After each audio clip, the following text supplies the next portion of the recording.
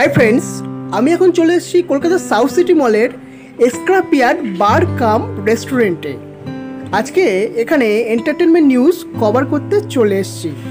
Bangla cinema দাবারুর music launch আজ এখানেই হবে। তো তোমরা ব্লগটা দেখতে থাকো, আশা করছি তোমাদের খুব ভালো লাগবে।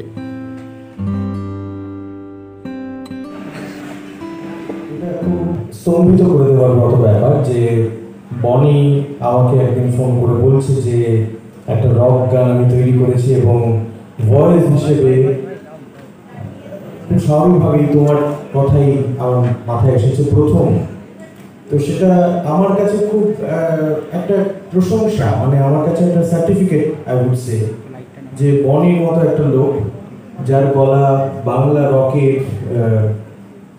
একটা কি বলবো আইকনিক সমস্ত গানের সঙ্গে যে গলাটার অ্যাসোসিয়েশন, সেই মানুষটা তার তৈরি করা রক অ্যান্থমের জন্য আমার গলা চুজ করেছেন এবং এটা একটা সম্পূর্ণ অপ্রত্যাশিত।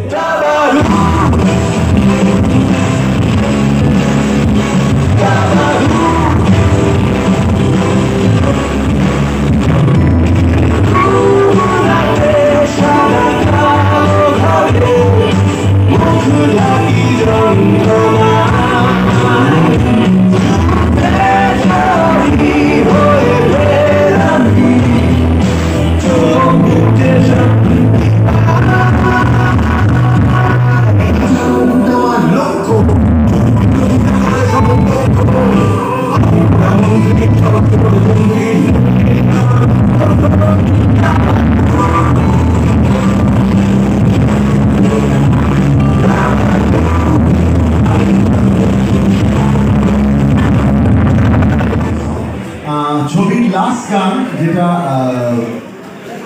একটা কমপ্লিট অ্যাক্সিডেন্ট, আর এই গানটা খুব ভালো লেগেছে। গানটাকে খুব ইউনিক গান এবং সব থেকে বড় কথা হচ্ছে অবশ্যই আপনি যেটা বললেন সেটা বড় কথা, যে দাবা নিয়ে এরকম একটা কাজ এবং সূর্যশেখর গাঙ্গুলির যে গল্প, সেই গল্প অবলম্বনে সেটা মানুষ দেখতে পাবে সবাই, এটা আমাদের গর্ব।